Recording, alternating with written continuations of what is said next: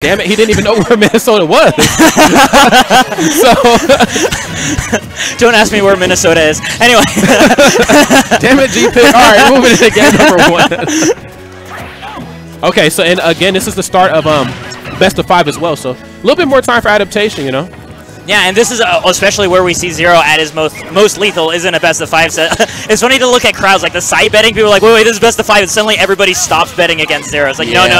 Game 5-0 is so much of a force to be reckoned with. Yeah, Game 5-0 is definitely a goon. You know, kind of blatantly put, but you know, he has found himself getting beat by some players here in the past. You know, like we talked about, Midwest Mayhem 8, he lost to Ned in this part of bracket as well. So history can rewrite itself, but we'll just have to see what happens. This is a difficult matchup here for Robin. Oh, yeah. You know, Diddy Kong just moves around so much, and you know, with Robin being such a stationary guy or gal, depending on which Robin you use, yeah, it could just be that much harder to find an opening on somebody like Zero. Oh yeah, Robin has like literally the slowest run speed in the game, and so like when you combine that plus a lot of slow startups and things like a 7-frame jump squat, when you're dealing with the pressure game of Diddy Kong, especially somebody as good at applying pressure as Zero is, this could be quite a nightmare for Scorpio. And so far, he's unfortunately spent most of the game in the air, just trying to make it back to the stage, trying to find his Thunder Charge, his Thor Charge. Right. Has him backed into this corner here, throwing everything plus a kitchen sink at him. Unfortunately, that El Thunder facing the wrong way. Okay, no get up attack. Oh, actually doesn't get up attack that time. Usually Zero has those scouted out. There's the down tilt up smash though. Doesn't matter, closing out that first stock in a very clean fashion. Yeah, Scorpio trying to get something started.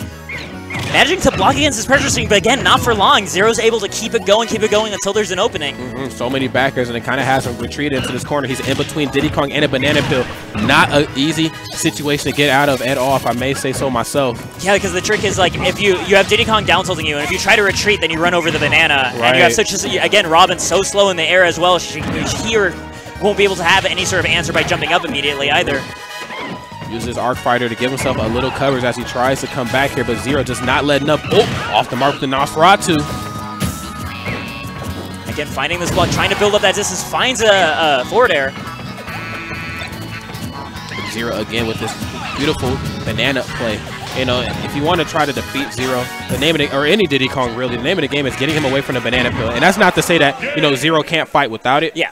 But, you know, it'll make your task a little bit easier if you can keep him away from it. You know, I've seen that most notably. I did Smash Olympics the weekend before last, and Cosmos did a really, really good job at keeping Dyer away from his banana peel, and that's how he found himself in Grands. And their matches go down to the wire every time because of that.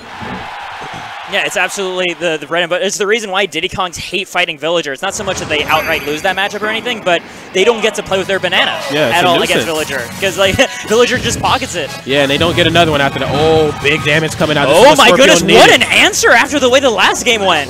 Okay, Scorpio. Opened up, and that was just 10 seconds there, G-Pick. That was crazy. And right now, just doing a really safe start. I mean, we're seeing Zero now on the back heel, right? He's not running into Scorpio anymore. He took the lesson from the first 10 seconds, like, okay, you now have punishes on deck. Especially at these lower percents. He's not so much fighting for his life here. He's fighting to just put damage on the board. Right now, just holding on to Banana, trying to catch the landing of Robin. Oh, catches the peanuts. Good stuff. The Zero just sharking from underneath there. Throws out the nair and the up air. Good platform pressure. Once again, though, gets another banana ready to go. Okay, cooks that banana that time. Good. Scorpio, meanwhile, just keeps relying on the platform, and so far it's been helping him so much. He hasn't been able to be sharked by Zero, and it keeps him safe from worry of the banana toss. Now, unfortunately, he's missing his Levin sword. Had a bit of a setup there off of that arc fire. You know, I definitely wanted to see what he could have turned that into. Nonetheless, it is back in hand. And again, Zero looking to respect it a little bit more than what we've seen in game number 1. Oh, I think he wanted his book that time. Oh yeah, the book doing so much damage when it's thrown at the opponent, actually.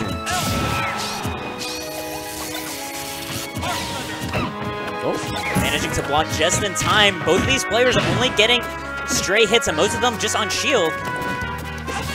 Oh, and between him and a banana peel again, you know, we've seen that in game number 1, and that's how he took so much damage. But this time, oh, guarding it himself, keeping him away from it. Ends up tripping, but doesn't end up paying for it because he has the L Fire out. Yes. And he has the book in hand, just tosses it straight down, though. Okay, oh. Okay, good stuff. That's a regrab, though. Zero a little late there to go for a punish that time. Oh, don't even think about it. That was actually scary because there was only one L Thunder there, which means I think his green book is out. Yeah. Which means he can't be knocked off stage until it comes back, otherwise he dies. Poor guy. It's a tough life, man, when you play Robin, that's for sure. Oh my god, yeah, nobody else gets to really complain about their recovery when your recovery as Robin that has literal ammo. Well, maybe all of them are. Maybe all of them can complain. Maybe? Nah, nah, man. At least not as much as Robin. Not as much as Robin. Not quite as much as Robin. Nonetheless, though, Scorpio, despite that very beautiful start to this game, Zero, man, is the one that draws blood first here. Let's see if Scorpio can stop the bleeding. I think Scorpio is actually going to be able to. I mean, he was able to keep percent parity with Zero all through that first stock. Yes. And given the power of, oh my god, the Smash Ball platform doing so much work, but the Smash DI pulling Scorpio in through the F Smash. Oh man, that is so unfortunate to see there, but Zero, man, just hasn't scouted out every time. That D-tilt string did like 50% to Scorpio right off the bat. Man, I mean, right as he got that stock back. Zero, man, I'm telling you, you can turn a small situation to a big one very quickly. Scorpio right here, cornered on this top platform. Let's see what he can turn it into. Oh, no L fire ready to go. And right now, Zero's just doing a really good job of recognizing. Oh!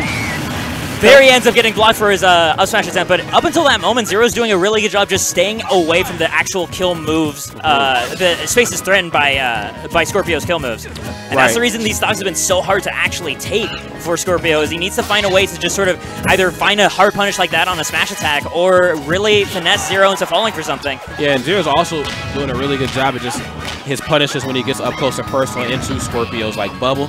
You know, we talked about some of his setups, you know, like his projectiles. That's what gets him the damage. But, you know, one thing we haven't really been seeing from Scorpio, because Zero won't allow it, is the down throw up there. Yeah. Checkmate. We haven't seen one of those throughout the entirety of the set. And I think that's a bit of a nod to how well Zero's playing right now. Yeah, I would not be surprised if right before the set, Zero just re-looked up those numbers that the confirm happens. Is like, okay, when these are on, I am not within grab range, period. Yeah, not at all. Okay, down tilt up smash. Again, a cookie cutter Diddy Kong combos, making quick banana bread out of Scorpio here. And very clean stuff by Zero. One more game, though. He still has to win in order to put Scorpio out of his path, being at best of 5 right now. Scorpio did have a way better showing, especially in the beginning of that set of that game, but Zero had those mid-game adaptations, right? And like he only had 11% on his second stock. So it's going to be a question whether Scorpio can keep shaking things up to make it even again like it was at the beginning of the last game. Yeah, you know, it's a task within itself, that's for sure. And I think with the way Scorpio started out that last game, Zero respects him a little bit more. Not saying like Zero is a disrespectful guy, but I think he's more, you know, in tune with his play style. This Robin knows what he's doing. He's at this part of bracket for a reason, and I cannot approach in a very spontaneous manner, you know? Yeah, especially when you recognize like when Scorpio had momentum, he was like, okay, you know what to do with momentum because you're all the way over here. You're like, you know how to keep capitalizing. I'm going to back off and cool you down. Okay, gets a double down tilt into down smash that time. Good stuff. Again, more projectiles so he can find his way back onto stage, but it matters not. Zero resetting the situation. There we go. Down tilt into F smash, and that's going to do it within the first minute. Scorpio loses his first stock. Looking kind of dire for him. Yeah. Again, oh, good. Oh. Can we talk about air dodges for a second, G-Pick? How in the heck did he air dodge the fire and the force? Diddy Kong has a pretty good air dodge. Active frames 2 to 26, I believe. Right. Wow, Zero, man, never ceases you know, to amaze me. And as well as the people at home, man. There's always bringing something new to the table here, but, you know, still has one more stock here to take away from Scorpio. There we go. But throw the book at him. Yeah, man. Not going to kill with it, though. Oh, a back throw that time. Good stuff. At least wanting to get him off stage, or at least regain stage control. I know it's been a bit of a task here for Scorpio to get back on the stage and to land comfortably. All right. Okay, you know, sometimes you just got to throw out that up air, and it ends up working. Zero not ready for that way to relieve pressure from Scorpio. Oh. Okay, another forwarder as he's up there on that top platform. Oh, double jump stolen. He has no choice but to L. Oh, and he makes it back, though. Smash God's definitely looking out for him that time. Gets the up throw for the back air. Okay, I definitely thought we were going to see an up air dodge bait that time, but maybe not. Trying to, break through that with the get-up attack. Not working for Scorpio. And once again, we're seeing something just like that happen at the beginning of this game. And there we go, getting the banana into the immediate run-up of smash. Getting a little bit of extra charge, too, for good measure. Zero winning that set with a solid 3-0.